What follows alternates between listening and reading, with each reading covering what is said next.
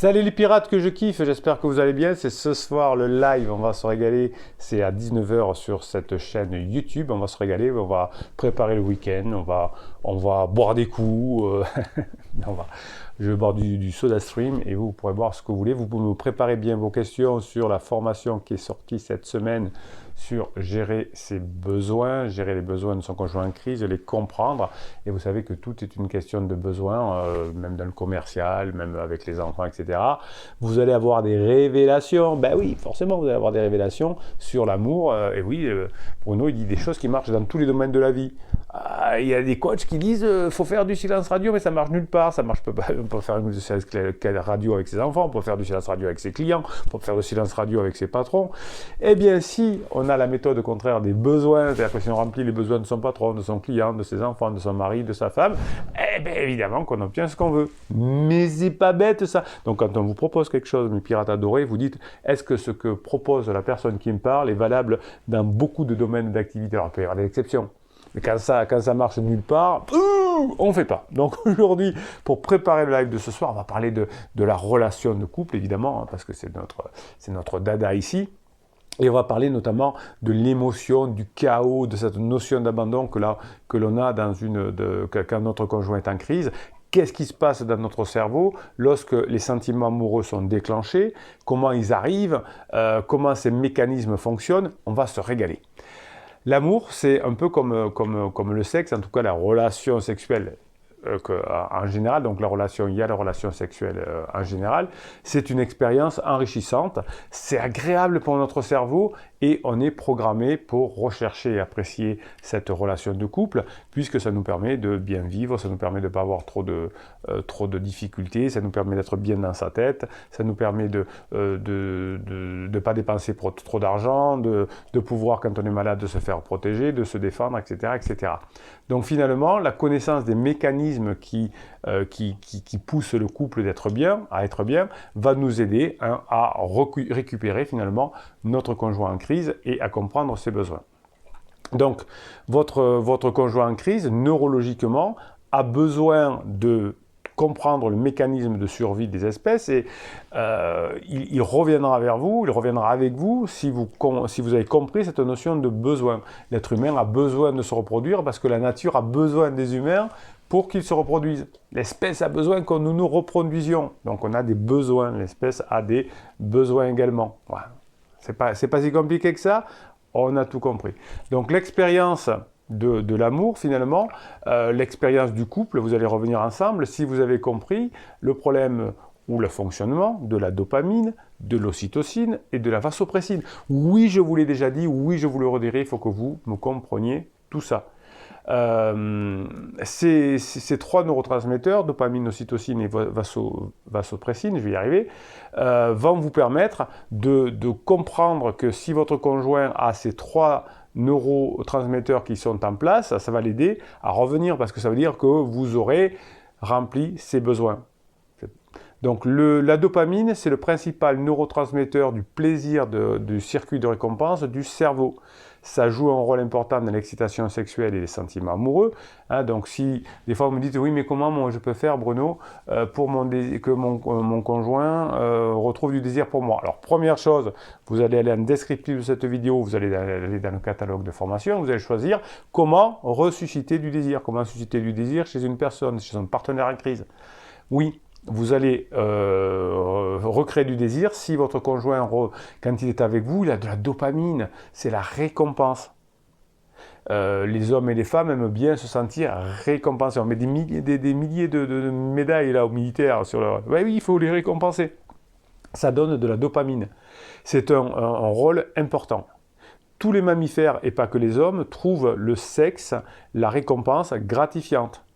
Et finalement, on va avoir un compagnon individuel comme gratifiant, à condition, évidemment, à condition que ce compagnon individuel remplisse nos besoins.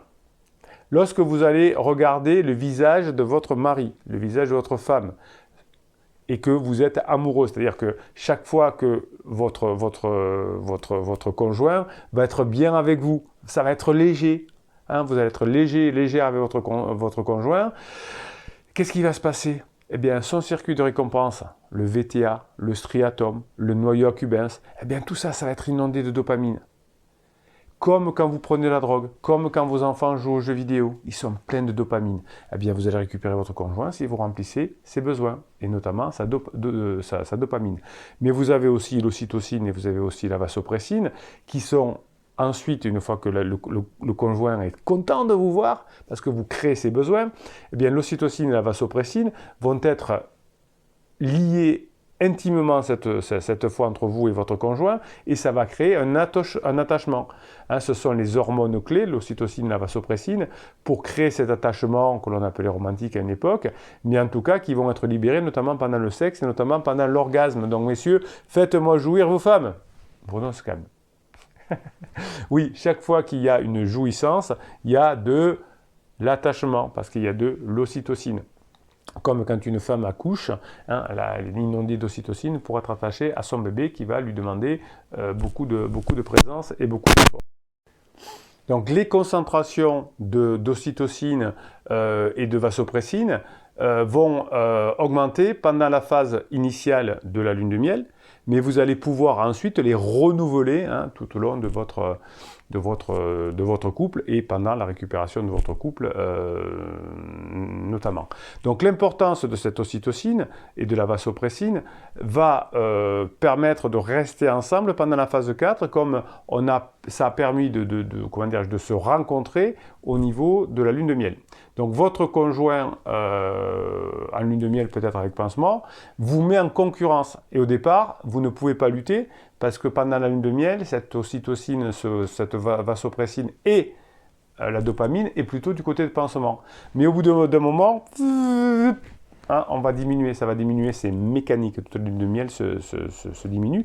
Et vous, maintenant, vous avez compris comment fonctionne un couple, vous avez compris la légèreté, vous avez compris comment ça fonctionne, et vous allez petit à petit redevenir la femme fatale ou l'homme dont c'est des formations tout ça. Hein. Je ne perds pas le nord, je vous lâche pas, je sais ce qui pourrait vous faire du bien. Ben oui, hein, c'est ce qui va vous faire du bien, c'est écouter des formations, c'est vous aérer votre esprit, c'est créer des automatismes qui vont faire que vous allez devenir la femme fatale ou l'homme fatal, on va le dire comme ça, qui va vous permettre de répondre aux besoins de votre conjoint. Donc des études de neurosciences vous ont montré que le volume des récepteurs de l'ocytocine et de la vasopressine est différente chez deux rongeurs, hein, les campagnols de prairie et les campagnols des montagnes. Les campagnols des prairies, c'est des monogames, et les seconds, hein, ceux des montagnes, ce sont des mammifères qui ont plusieurs rapports, enfin, ont plusieurs partenaires.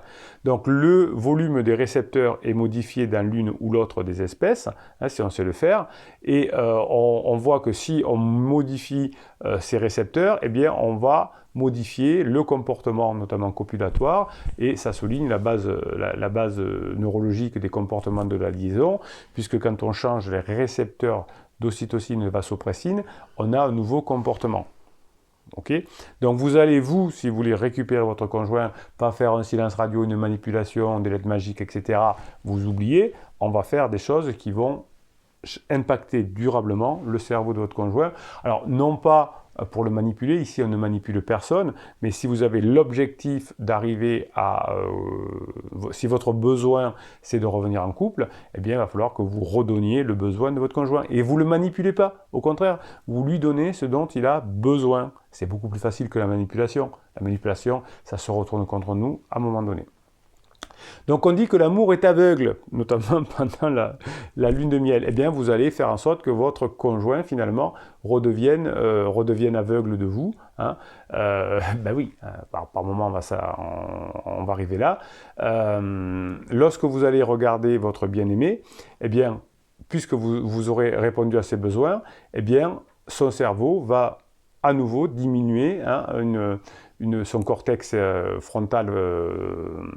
préfrontal ici, et le cortex pariétal également, et aussi le cortex temporal moyen. Alors aujourd'hui, je vous les mets tous, hein, j'ai envie de tous les mettre, et finalement, votre conjoint va être dans l'émotion avec vous. Si vous arrivez à recréer de l'émotion, ça va fonctionner. Alors évidemment, au départ, vous allez au contraire, vous rester dans le préfrontal pour être bien dans les stratégies à mener, hein, vous savez ce qu'il vous faut faire. Et petit à petit, vous allez créer de l'émotion chez votre conjoint par l'ocytocine évidemment, mais en créant du badinage, de l'humour, de la sexualisation, etc., etc. C'est par votre activité que vous allez faire changer les parties du cerveau qui fonctionnent chez votre conjoint et votre conjoint va être heureux de revenir avec vous. Donc l'amygdale, c'est concrètement impliqué dans la peur et dans la colère, ce qui signifie qu'une diminution de l'activité de l'amygdale va suggérer une diminution de la peur. Hein, c'est ce qui explique pourquoi vous vous sentez en sécurité et heureux si ou heureuse si votre mari revient. Donc, à l'inverse, il pourrait s'agir d'un mécanisme direct qui facilite la création de liens avec la phase 4 de votre couple, compte tenu finalement de la confiance et du besoin qui seront remplis grâce à vous. Et la formation de cette phase 4 du couple va faire en sorte que la diminution de l'activité de l'amygdale va faire que votre mari, votre femme va être bien avec vous. On remarque d'ailleurs que la diminution de l'amygdale, ne le répétez pas, mais pendant l'orgasme, c'est ce qui se passe. Donc le cortex frontal, le cortex préfrontal aussi, est le centre du fonctionnement exécutif, du jugement, de la logique. Mais tout ça, ça n'a rien à voir avec l'amour. Quand vous essayez de me convaincre, votre conjoint en crise, que c'est pas bien ce qu'il fait, qu'il se fait manipuler par pansement, etc., qui fait souffrir ses enfants, vous échouez. C'est de la propulsion et votre conjoint s'en va. Quand vous faites des SMS, vous essayez de séduire par le préfrontal, ça ne se peut pas. On ne peut pas séduire par SMS, surtout quand votre conjoint est vénère contre vous au départ. Donc arrêtez-moi de vouloir négocier, de vouloir, faire passer des messages par SMS. Ça ne marche pas. Alors il y avait, je crois que c'était hier sur le groupe Facebook, quelqu'un qui expliquait d'un grand message tous les SMS, tous les échanges SMS qu'il y avait eu, finalement ça menait à rien. Et il m'a dit qu'est-ce que vous en pensez aux autres pirates qui ont dit mais arrête de travailler par les SMS, ça ne sert à rien, vous ne pouvez pas créer d'émotion par SMS. Ah là là mes pirates. Donc finalement, la diminution de l'activité de l'amygdale va se traduire par une suspension du jugement et un assouplissement des critères de jugement par lesquels nous jugeons les autres. C'est ce qui se passe pendant la lune de miel avec pansement. Quand on diminue le cortex, on ne voit pas les erreurs qu'on fait. On fait plein de bêtises, on achète des voitures, on fait des dépenses, etc. C'est le propre de la crise. Eh bien vous allez recréer des besoins petit à petit, très légers, puisque votre conjoint surtout dit « je veux la liberté de la légèreté », faites-moi des choses très légères. Les neurosciences prouvent que l'amour, ce n'est pas de la logique. L'amour, c'est de l'émotion. Notre engouement pour quelqu'un va produire une diminution des zones cérébrales associées à la mentalisation. Arrêtez de vouloir mentaliser. Le cortex préfrontal, la jonction parieto-temporelle et les pôles temporaux, on oublie. Ce sont les structures qui sont chargées de pouvoir identifier les émotions des autres et de leur attribuer des raisons. C'est mort, on oublie. Vous allez tout simplement, de votre côté, faire en sorte que, comme dans la lune de miel finalement, on va dire, je ne fais plus la distinction entre ton visage et le mien, c'est-à-dire qu'on est, comme disaient les personnes en lune de miel, c'est mon âme sœur, on est pareil, je ne vois pas pourquoi. Pendant la lune de miel, on ne fait plus la différence, il n'y a plus de cortex préfrontal entre lui et moi. Si vous mettez en place tous les besoins, si vous remplissez les besoins, la personne va se raccrocher à vous, l'amygdale va faire son travail, le cortex préfrontal, etc. Donc aujourd'hui, si vous voulez recréer un mécanisme euphorique avec votre conjoint en crise, vous allez devoir remplir ces besoins qui vont entraîner une inondation de dopamine et vous allez vous sentir exalté, élevé. Votre conjoint, de la même façon, va avoir une augmentation d'ocytocine, de vasopressine et ce comportement de liaison que vous allez recréer avec votre conjoint va vous faire basculer dans cette fameuse phase 4 du couple qui est la phase de grande intimité et qui va vous faire sentir heureux et qui va vous faire aussi ressentir de la confiance en votre partenaire et votre partenaire de la confiance en vous. Une diminution du cortex frontal va vous faire oublier les défauts va vous faire oublier tout ce qui s'est passé, puisque vous allez créer, grâce aux besoins que vous allez remplir chez votre conjoint, vous allez finalement désactiver les zones mentalisantes et vous allez finalement recréer un sentiment d'unité avec votre conjoint. Et c'est ce que vous aspirez. Comme vous pouvez le voir, l'amour en phase 4 a de nombreux liens avec l'attirance, l'excitation sexuelle, les besoins qui sont remplis.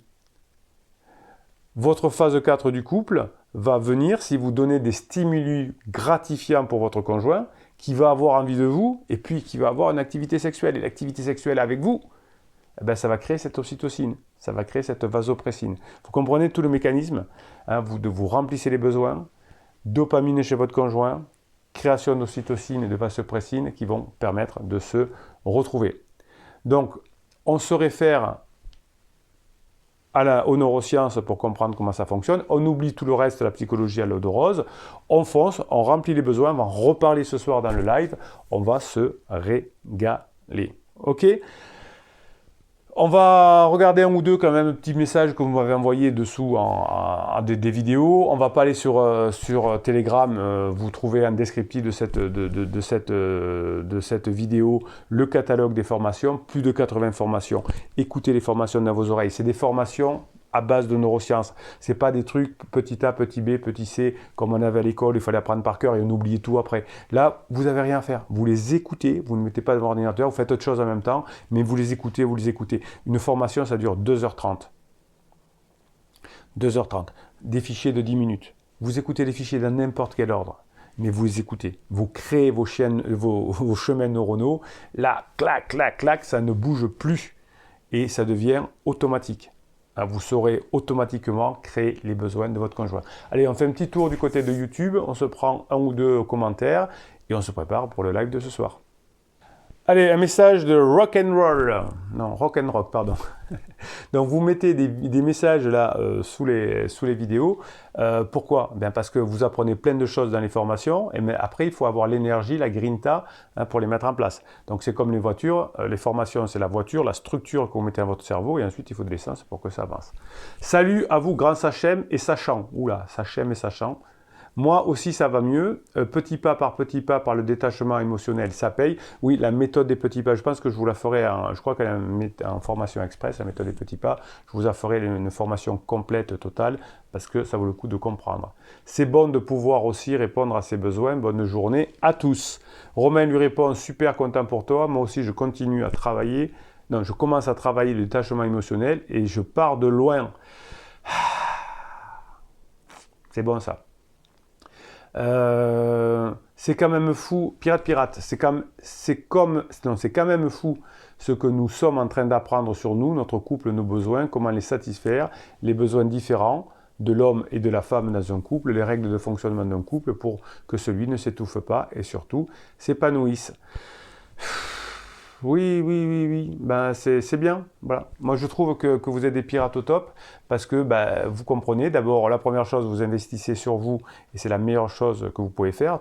L'investissement que vous faites sur vous et les formations, vous les retrouverez dans votre métier avec vos enfants, etc. Et oui, vous découvrez tout. On devrait l'apprendre en début de couple. On ne le fait pas. Marie Bonin, bonjour la team, des nouvelles de Criseux. Oh, on s'en fout de Criseux, il va sortir de sa crise un jour ou l'autre. Bon, allez, c'est parce que c'est vous, Marie. Marie, oui, j'espère que vous avez bien reçu le fichier de MP3 de neurohypnose. Régalez-vous, Marie. Des nouvelles de Criseux. Après mon malaise cardiaque de ce week-end, j'espère que ça va, Marie. Mon Criseux m'appelle très souvent SMS également pour me proposer de l'aide, alors qu'il y a 3 semaines, le même cas de figure, mais m'a demandé de me débrouiller toute seule. Vous voyez avec le travail que fait Marie, ça arrange les choses. Il va partir en vacances avec ses enfants, mais me propose de faire des courses si je le souhaite, car je suis en arrêt à la maison et seul. Courage, Marie. Il a même sexualisé dans nos échanges. Phase de plateau, point d'inflexion, rebond, culpabilité. Là, faut dire, bon, qu'est-ce que je dois faire, Bruno, hein? Qu'est-ce que je fais maintenant? Là, c'est bon, je l'appelle pas. Plutôt que de dire, où est-ce qu'il en est? Non, on y va, Marie, on met la patate. Je reste prudente, ça c'est très bien, car c'est trop subi ces changements. Alors, je vais vous tirer les oreilles, Marie. on veut avoir des changements, on réussit, on fait ce qu'il faut. Quand on dit attention, il va y avoir des rebonds, je ne sais pas ce qu'il va faire. Il y a une pirate qui écrivait l'autre jour, bon, mon mari est revenu, il me prend dans les bras, on fait l'amour, etc. Mais des fois, quand il me prend dans les bras, je sens qu'il n'y met pas toute sa bonne volonté. Marie, je ne sais plus quelle est cette pirate. Ben oui. Hein. Un homme disait ma femme est revenue, mais des fois quand on fait l'amour, elle a les yeux bizarres, je ne sais pas si elle pense pas encore à pansement. Ben, vous avez fait revenir votre femme, vous revenez ensemble, vous faites l'amour, vous vivez, il y a de la légèreté. Oui, certainement que de temps en temps, elle pense à pansement, évidemment. Ben alors, ça finira par se terminer. Bon, les pirates, je vous kiffe grave. Je vous laisse parce que j'ai quelques petits trucs à faire avant le live de ce soir, 19h. Quelques coachings et il faut que je termine la formation de la semaine prochaine. Je vous kiffe. Les formations, c'est un descriptif de cette vidéo. Vous êtes mes héros car vous changez le monde autour de vous. Bruno Marshall, il vous dit, je sais. Passez la journée que vous méritez.